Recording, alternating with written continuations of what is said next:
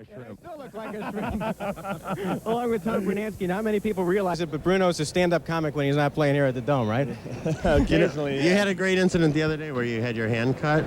Well, that was just something. The media were running around looking for a story. They're kind of pressing to make something out of the day, and it was a boring day, so Gary Gaetti got this idea to pull a little prank on people, and it was a great time because all the reporters thought it was real serious, and when Gary and I busted the story to them, they all started to laugh, and everyone had a little egg on their face. Yeah, that was real funny, Bruno. I think it's great. Yeah, there needs to be more laughter with the press here. But, you know, yesterday I had to eat a hot dog for every home run the Twins made, so I'm full today, but I'm hoping that I'll have to eat just as many. I hope so. You know, the great thing about this is that you live now in Minnesota, right? And I live now where your hometown was. Really, actually, Louie and I, we just switched houses. I took his house over here, and he added on to my house. You know, I want to tell you, there's a chair there that's it's not quite the same. A couple of legs are gone, but firewood from Minnesota. Yeah. You and Colleen could actually both sit in that chair, probably. Oh, thank you, Mark. Don't start. I'm between you two guys now. Let's go. But you know, the thing that I wanted to bring up is I live in California, and for the last 6 months, people have been giving Minnesota a bad rap, and the press, and it slowly turned. And I mean, how do you feel now? It's really, there's nothing that anyone can say. You guys are already, in our eyes, the champions in Minnesota. So it's great. I feel very, very proud to be associated with Minnesota. We've been known for last years as a bunch of losers. No one has ever given us much credit to do anything, and now everyone can go up and hold their head high. Everyone from Minnesota, even you, Louie. Yeah, even I can. And listen, I guess the Cardinals might want me to play third base, second, and the outfield today because things don't look good. So. Yeah. Louie, where were you sitting tonight, Louie? In the second deck? No, they won't let me sit on the second deck. But listen, there's a stress problem up there. The engineering department tells me. I really wish you all the luck. I hope you hit a homer tonight. I hope you have a great series in Detroit. We already had that great series. I'm going to be in St. Louis right there, and I'm going to go down there doing that cartwheel. So watch out, Ozzy. Thanks a lot, Tom. All right, Bruno, Louie, thanks for joining us down here. Mark. Let's go back upstairs to Stan and Ruth. All right, Louie. Coleman goes back. A grand slam. The slam by Gladden was the first in a World Series game since pitcher Dave McNally hit one for Baltimore in 1970, and it was the first ever in Game 1. More importantly, it gave the Twins a 7-1 lead, and it was all over after that. There you have it, our play of the game from Game 1. Gladden delivered the knockout punch, but as I said, a number of players took part in that game last night. Let's take a look at the highlights, and we'll start with that fourth inning. Twins opened with 4 consecutive hits, a big one here by Ken Herbeck, who bounced a single to center off left-hander Joe McGrain. 2 runs came in, and the Twins had the lead for good. Steve Lombardozzi walked to load the bases again. Tim Laudner came up with a key hit. Laudner went the opposite way, base hit through the hole in right, and the Twins led 3-1. Now, we showed you what happened after that. Gladden finished the inning on the Cardinals with his grand slam, but the Twins weren't through. In the 5th, Steve Lombardozzi connected for one. This one well back into the left field seats. 2-run shot for Lombo, and it was 9-1 Twins. Gladden got the last RBI with a double in the 7th. He knocked in 5 runs last night, and that's just 1 short of the World Series record set by Bobby Richardson. That made it a perfect 10, and that was all about it. Really, 2 runs would have been enough last night. Frank Viola was at his best. He's still unbeaten with his good luck banner hanging there by the right field foul pole. Viola had a 5-hitter through 8 innings. Keith Atherton pitched the 9th, and once again, it was a grand opening for the Twins as they wound up beating the Cards 10-1. All right, no, the roof didn't cave in on the Cards last night. Believe me, it's still up here. But it must have felt like that to St. Louis. The Cards were shouted, punched out, and just plain embarrassed in game number 1. Here's another example, a dome ball that got away in that faithful 4th inning. By then, though, the issue was already decided, and Whitey Herzog made no excuses for the outcome last night. The Dome didn't beat his Cardinals, the Twins did. McGee initially looked as if he had... Oh, it's loud, I'll say that, but I don't want to blame the Dome for losing that ball game. I mean, they just beat us. That's a good old-fashioned ass-kicking, that's all that is. I like the way he puts it. Smitty, as we listen to... In fact, be in store here tonight. Well, you can hear the storm starting up already with the band coming on, but we got to feel pretty relaxed, I guess. Not too overconfident. We had a good game for ourselves last night, but I'm going to go out there and try to play the same kind of ball game. Was it difficult to wind down with all the emotion that was shown here on the field last night? I think I had a harder time with the championship series winding down because it was our first taste of national TV, really, with the big hoopla and all the people on the field and stuff before the ball game. And it seemed like yesterday was just a kind of a continuation of that stuff. So I think the guys were more relaxed last night than we were at the start of the championship series. Does this home crowd continue to amaze the players? Oh yeah, I think it's not only home crowd, but it's the people all over Minnesota area, Minneapolis, St. Paul, and the surrounding areas are just going bananas. People all over the place, and I didn't leave the ballpark till about 11:30 last night, and there were still people driving around here waving hankies and what have you. What has all this done for the team in terms of confidence? Everybody was writing this team off going into the postseason, having never been here before. I imagine you guys got to be feeling pretty good about yourselves. Oh yeah, we were always confident we were winning to play Detroit. We were confident about ourselves, but we're trying to prove to some other people we don't have to, because we know we're proving it to ourselves. We already proved it to ourselves that we know we can play. But we're not trying to impress anybody. We're out there playing our game and having some fun. Is there one member on your roster that perhaps has surprised you as the way he's stepped forward through all this? I think Gary, to me, has done the job for us. Led us a little bit through hard times. He got us going in the championship series, and he just keeps taking us along and playing good defense and talking up on the bench. But everybody's been contributing, but Gary's kind of more stood out more than anybody. Thanks for taking this time. I'll let you get back to the clubhouse, Right. Kent Herbig. Let's now join Mark Curtis again. Thanks very much, Rob, and best of luck to Ken Herbig tonight. You know, a lot of people are on. You have, first off, a local connection, don't you, to Minnesota? Well, my brother and his family, they live here, and he runs a major travel company, one of the largest in the nation. So it's fun to visit my family. Commissioner, this is the first World Series in part played in a dome under the Teflon. You were here last night. What do you think of it so far? Well, you know, a lot of people criticize it, but it's a great place to play baseball, I think. And, you know, the fans are among the best that there may be in the whole wide world. I've never seen, it's my 4th World Series, I've never seen such enthusiasm, great group of people. You know, we had some comments last night, people calling our station here, complaining about the ABC announcers, saying, oh, they're biased against our Twins, and they prepared all this information for the Cardinals to win. They just knew the Cards were going to win. Who did you think was going to win? Or is that an unfair question for the commissioner? Well, you know, I think the Cardinals are an awful strong team, and they've been here before. Most everybody figures they're going to win this thing. Now, last night, there's some doubt in people's minds. We'll have to wait and see. You know, the Twins have a group of young people that really like to play the game. I mean, it's an exciting team. Win or lose, they're a lot of fun. Commissioner, there has been some grousing that about half of the tickets, this has got to be the hottest ticket on earth right now, about half the spaces out here, only half are available to the fans themselves. The rest go to sponsors, clients, that sort of thing. Do you think that's fair? Should more seats be opened up for, if this is supposed to be a grassroots sport, should more seats be made available to the public? You know, what a lot of people say is we should take the World Series and do it in a neutral location somewhere, in a sun city, like they do the Super Bowl. But I say we're going to always keep it in the town that wins. And a lot more tickets go here than you might think. The other thing where the tickets basically go is to the other 25 teams. They get an allotment. The sponsors get very little, and the rest, the umpires' wives, and the rest is a small amount. But the real amount is to all the other 25 teams, and they're here, representing a lot of cities that love this game. Sir, can you comment a little bit on how World Series coverage has changed with the advent of high-tech TV? Well, you know, this, I don't want to just say ABC, but ABC has, you know, pioneered a lot of sport. And they do it so well. And you know, the commentators and the high-tech part of TV, sometimes people say they get too close to the players. But for me, a baseball fan wants to see the whole game, and I think they do a hell of a job, heck of a job. Thank You should have heard what Whitey Herzog said earlier. That was nothing. Well, Whitey was my lead-in. Oh. Commissioner, quickly, I'm sure you won't give us, you won't venture a guess or a comment as to who will win, but how many games do you think this series will be? Well, I'll tell you, I want 7 games. I mean, I don't hesitate on that one. I don't want 6. I don't care who wins. I want 7 games, and so that means we'll be back here for the 7th game. All right, okay. That sounds good. Thank you very much. Thank you, Commissioner sir, for being with us. Thank you very much.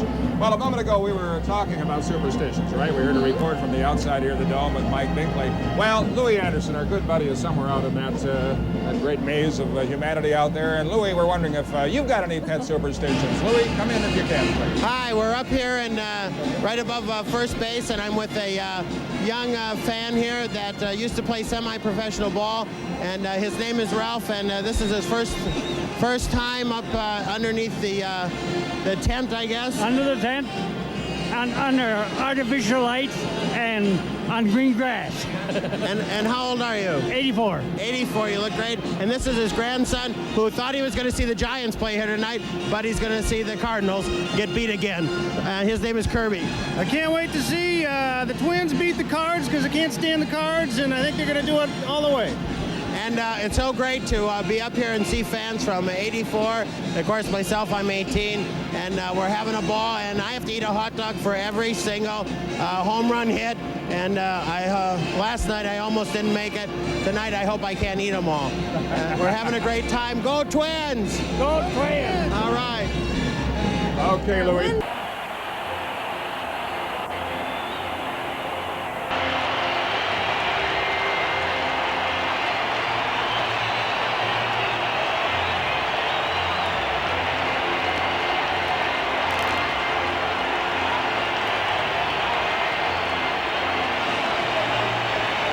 This story is not finished yet, but it is a very remarkable story and needs to be absorbed. This team was in last place with a week to go last year. Finished 6th, and they are in the World Series and leading 2 games to nothing. And let's go to Reggie. Reggie Jackson. Tim Laudner, an outstanding ball game for you. Can you tell me anything about Bert Blyleven and how he pitched tonight? Had a super fastball, good curveball, which means that you can't expect to sit on a curveball and hit the fastball. You can throw it right by you, and that's what he did today. What are your thoughts now? You're up 2 games to nothing. You're going into St. Louis. You have 3 games over there. What are your thoughts going into that town? Well, they said all along that we couldn't play on the road. We proved that we could in Detroit. It's going to be a beehive down there, just like it was here for them. We're just going to go down there and do the best we can. You guys pitch a team like St. Louis any differently since they don't have a lot of pop in their lineup? They don't have a lot of power. You go at them any differently? Well, I tell you, Reg, we just try to have our pitchers do what they do best. Bert tonight with fastball, curveball. Frankie last night, fastball, changeup. Les is going to go down there on Tuesday night and throw a fastball, changeup just like Frankie. And, we're going to do the best we can. We can't be worried about their speed or their hitters. We need to get the most out of our pitchers. How do you explain a guy that hits 191, and I've played against you the last couple of years, you always seem to get a lot of big hits, a 2-run single and a home run there to put the ball game away. Tim, I can't believe you're a 191 hitter. You get too many base hits for it. Well, I try not to dwell on any bats that I might have had previously, bad at bats. Just try to go up to the plate and do the best job I can. We got people in scoring position. I try to put the bat on the ball and do what I can to help the club. You're making a believer out of me, and the Minnesota Twins are making believers out of the rest of the nation. Let's go back to Al Michaels. All right, Reggie, Carl Pohlad and his Twins on top, and we'll be back in a moment. Broke it open, I think was in the bottom of the 4th. 1 out, bases loaded. Randy Bush, the DH, sends a shot to right to score Herbeck and Puckett. The first 2 runs of what turned out to be a 6-run 4th. Twins were on their way, and it finished 8-4. Right now, Mike Smithson is standing by with another guy who had a great night, Timmy Laudner. Tim, a great game tonight. Can you tell us what's going on in the first 2 games? Frank and Bert tonight pitched great games. Can you tell us what they were doing? Well, we wanted to go out and make sure that our guys pitched their game. Not worry so much about St. Louis, the way their guys hit, or they're worried about their speed. We want to make sure that Frankie went in there with a good fastball, good changeup. And tonight we want to make sure that Bert went out there with a good fastball, good curveball, and they established it early and went with it. I think the control has been a big key. They've kept the walks to a minimum, and that's one of the big reasons why the St. Louis Cardinals have been out of their running game. They have. They've been around the plate, throwing strikes, and you can't ask for any more than that. Tim, I've really been impressed with your hitting. Early in the year, it looked like you're trying to pull a ball tonight. Last night, a big clutch hit. Tonight, you took the ball to right field, and you took the ball over the center field fence. What kind of pitch did you hit? Hit a fastball for the home run, and hit a fastball in the hole for the other base hit that, with a couple of RBIs. And I want to go up there and try to see the ball and put the bat on it. I don't want to try and do too much. Feel a little bit more relaxed at the plate. I'm not really worried about what I did during the season. This is a whole new season right here, and everybody's contributing, and hitting's contagious, and you know what happens when hitting's contagious. Tim, thanks a lot. A great game. I know you want to get in the clubhouse, have a beer. Thanks a lot. Thank you, Mike. Okay, we're going to get to another star of the game in just a second, but right now let's throw it upstairs to Rob Lear, who's standing by with another player. Outside the Twins clubhouse, Mark, we're standing with Tom Bernansky. And Tom, you guys are halfway home to a world championship. Well, I'll tell you what, we keep saying it over and over again. It's just a one game at a time philosophy, and we're just going to go enjoy the day off tomorrow. level out a little bit and going to St. Louis. It's going to be a new experience for a lot of us. We've never played in that stadium, and we're just going to come out and have to play as hard as we have the last 2 days. Offensively, the bats are just red hot. I mean, everybody is contributing. Everybody seems to be hitting the ball in places that the Cardinals are not. Well, I'll tell you, we faced 2 tough pitchers, and both starters are coming out, and we've just been hitting the ball solid 1 through 9. And when you get that kind of offensive firepower, we're going to score a lot of runs like we have the last 2 days. Congratulations again on your efforts. All right, thanks, Rob. Let's go down to Mark. All right, thanks very much. What I want to know is, what is it about that 4th inning? Well, the only thing I could say is we're facing some pitchers we've never seen before, and this is a very confident offensive ball club. Here's your base hit. Okay, well, we go out the first 2 or 3 innings, and the guy shuts us down both nights. We come out in the second time around. We said we're going to get these guys the second time around because now we've seen what they got, and that's just a good, confident ball club that thinks that way, and it worked out for us. Okay, now, Randy Bush, tell me about this slide coming up. Well, I knew the ball was going to beat me there. I could tell he was setting up to catch it, and I just said, I'm going back door. There's no way I'm going into this guy because I'm a dead duck, and I just hope he leaves the back door open, and I snuck in there. This has got to feel so good because I know that you and Timmy Laudner are best buddies. He said roommate when he came up. Yeah, we've been roommates. We've been roommates in the big leagues for 5 years now, and I couldn't be any happier for the night Tim had, and I'm sure he feels the same way. As we've talked about this for 5 years. We've talked about playing in the World Series, and now it's happening, and these fans are outstanding. It's absolutely electric out there on the field, and it's just unbelievable. Different situation, but you guys head to the next city now, up 2-0, just like with the Tigers. Exactly the situation we wanted to be in.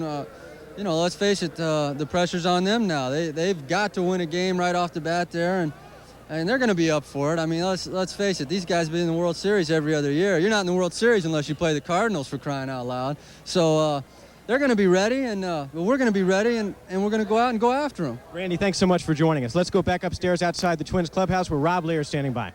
And Mark, no one's smiling any bigger than Calvin Griffith. Twins up 2-0 in this World Series. It's got to be a gratifying thought for you. Well, I tell you, Ron, it's just a great feeling. Is right. It seems coming back to 1965. We won our first 2 games here, but this ball club hadn't played in the Cardinal ballpark, so I'm sure we go there and we'll win some ball games in St. Louis. Just sharing this success, this has got to be a special feeling for yourself. It is special because most of the boys came through our farm system, and what we put on the field are coming now to be champions, like I said they would be 3 or 4 years ago. And nobody given this franchise much of a chance, always the underdog. Is this a chance to prove some of those experts across the country wrong? That's right. If those experts can be criticized too for thinking wrong, and this ball club here is going to fool the whole world because we're the underdogs, and now we're going to be the kings. 4 games, is that all this series is going to take? Well, let's hope we go 5. All right. Calvin Griffith, thank you. Congratulations. Mark Curtis. Very much, Rob Lear. Mike Smithson. You don't want to look a great situation in the mouth, as they say, but 2-0 going back. These 2 games have been relatively easy. I think much easier than anyone expected. Is there a danger in that? Well, without a doubt, there could be a little danger, but I don't think this Twins ball club is going to let that happen. I think in their mind, they're still the underdog in this series, and they did exactly what they had to do again tonight. I hate to be redundant, but they took the Cardinals right out of their offense by scoring runs early. And when they can't run, that's a big part of their offense, and they went right out and did what they had to do again tonight. All right, you know Tom Kelly very, very well. What's he going to say to those guys in the clubhouse tonight? Well, he's not going to let them get too high. We got to go to St. Louis. It's going to be an entirely different atmosphere. We're going to go in and we're going to see a sea of red when we go into St. Louis. So the guys know what's going to happen.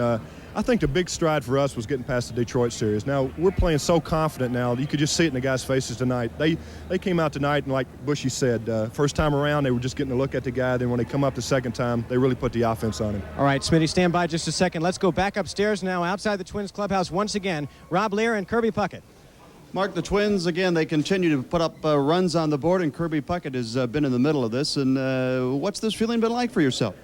Well, it's been great, Rob. I can't really explain it, but the team is pitching. Got a great start in pitching again from Burke today, and Juan came in and did his best, did a good job, and then we had Reardon to come in and close everything up for us. But it's been that way all year, and it's been a different guy every day and all year long, and that's the way we played it today. You had the big throw in the 7th to end the inning there to kind of take the Cards out of it when it looked like perhaps they were going to be mounting a charge. It's those defensive plays that have been the sharp points of this club all season as well. Well, Rob, in that situation, they had the guy forward on second base for 2 outs, and I knew I wasn't going to throw him out regardless of the hit. And on that type of ball that was hit to me. It's kind of like a blooper-like. And when I fielded it, I was trying to get to it as fast as I could. And I saw Kendall around the second going to third. I said, well, I got a chance of him at third, and I threw it to third, and was fortunate to throw right to Rat. It's one thing to be in a World Series and to play in one. Another thing when you figure and find that you're just 2 victories shy of a World Championship. Is all this sinking in? Well, it's sinking in, but it's not over yet, Rob. Anything can happen, and people know that, and we're just going to take it one game at a time like we've been doing all year and just see what happens. And this crowd, again, has certainly been rising to the occasion. Well, the crowd's been great. They've been there for us all year, man, and nothing's changed. They've been behind us all the way, and I just hope we can bring them a championship. All right, Kirby, thank you for joining us. Right. Mark Curtis, let's go down to the field. All right, thanks again, Rob. And Mike Smith and Kirby makes a good point. You know, they put 8 runs up on the board. They put 10 runs up on the board. People have overlooked the fact that this Twins team can play defense. Well, they've been the best defensive team in the American League all year. I think most of the opposing managers will tell you that. When you can catch a ball and you put the ball in play as the pitcher's been doing in this series, good things are going to happen. And like I said, I can't express enough how much the runs early mean when you take the Cardinals out of their offense like that. And this was a big win tonight. I know personally because it's going to take a little pressure off Les. If we'd have split this series and went 1-1, then there's going to be a lot of pressure on the young guy to go out there Tuesday night and pitch a good game. Now he can just go out and be nice and relaxed. And I think you're going to see a good performance from him. He's got the jitters out of the way in the Detroit series. I think he's going to do a good job Tuesday night. All right, Mike, stand by with us. We'll be coming back down here, a little more analysis as Game 3 approaches. But right now, let's go back upstairs to Stan and Ruth. Hey, Mark, you know that 4th inning you were talking about? I've got an edit on the Star Wars script. How about may the 4th be with you? The 4th be with you. That's our new good. Twin slogan. I think Whitey Herzog is going to petition the league to go directly from the 3rd to the 5th innings from now on. Heck with the 4th, huh? I bet you will. Once again, the pandemonium from this stadium is spilling out into the streets of downtown Minneapolis. And if you've never seen pandemonium spill before, you haven't seen anything. Mike Binkley is out there among them right now. Mike? Well, I tell you what, Stan and Ruth, you wonder how they have any voices left after 2 straight games of absolutely screaming, but just listen to this. It's absolutely wild once again on the streets of downtown Minneapolis. This has been going on ever since the game ended, about 15-20 minutes now. They've been yelling, sweep, sweep, sweep. They've been honking their horns at the cars on the street. They've been waving hankies. They've been giving high fives out here to complete strangers. I remember New Year's Eves like this that weren't quite this loud or quite this boisterous. It's really something else. Tell you what, but long before this madness started, at the start of the game tonight, we discovered something else out here, that people were coming out here even if they didn't have tickets and didn't expect to get any. The happy people with tickets were dancing all around them, and it didn't matter to people like these sisters-in-law from Bloomington. They were just happy to be here, period. We didn't have tickets, knew there wasn't a chance to get them, so we came out just to see what's going on around the dome. It's been really interesting. We've seen a lot of interesting people. People like Brian Schultz of Minneapolis, who didn't have tickets either. But here he was on his 26th birthday, walking around in his Twins uniform in a special birthday present to himself. Just to get in with the guys from with the fans. It's great. It seemed great to these 5 students from New Richmond, Wisconsin, too, who propped up some lawn chairs outside the gate and watched the game on TV. From here, you can kind of hear the crowd and kind of hear the organ, and it's almost like being there. In years from now, we can tell our kids that we went to the World Series. But you aren't actually inside. But we're outside, and that's close enough. That's as close as we can get. Our spirits keep us warm. While police moved them for their own safety across the street, which is a good idea, as you can tell, again, by the noise of this crowd. They're still spilling out of the Metrodome, still as boisterous as ever. Let's go back to you, Stan and Ruth. Yep, they get the good vibes right through the walls. Yeah. Right, thanks, Mike. Sweet. Thank you, Mike. You know, even if you couldn't get a ticket to see the game tonight, fans did the next best thing. They watched the game on TV. The bars, the restaurants, even the shopping malls had the television sets all tuned to ABC Sports for this Twins-Cardinal matchup. And all that intense watching and excitement and tension has worked up tremendous appetites around these parts. People are hungry, and Pat Milam is live right now at one restaurant where they have been trying heroically to keep their supply up with the demand. Pat? Well, Stan, you're looking at the poor folks who've had to work on a night when everyone else is celebrating. Baseball in the Twin Cities apparently goes very well with pizza, because we can tell you here that at Devani's on Riverside, they are doing record-breaking business tonight. As a matter of fact, as you might have guessed, most of the pizzas are delivered because no one wanted to stray far from the television set during the game. And Kevin McGraw says it's been a fun night delivering pizza, but he admits the game has led to some confusion. Especially when something good happens, I go down the wrong street and lose directions on the house. But most people understand. They said to me, it's too bad you have to work on a World Series night, and they usually reach for another dollar bill. Thanks. Now we can tell you that they had that fast wave as the game was going, and now here comes the second crush. The fans from the Metrodome are coming right down and heading into Devani, so they're getting ready to start it all over again. Stan and Ruth. Well, Pat, I'm glad to see you survived this report better than last night's. Pat took a beer bottle to the head last night. This time, the worst it could have been would have been a pepperoni stew. Try to stay in a safer location. We will, yes, thanks, Pat. We will be back here in just a moment.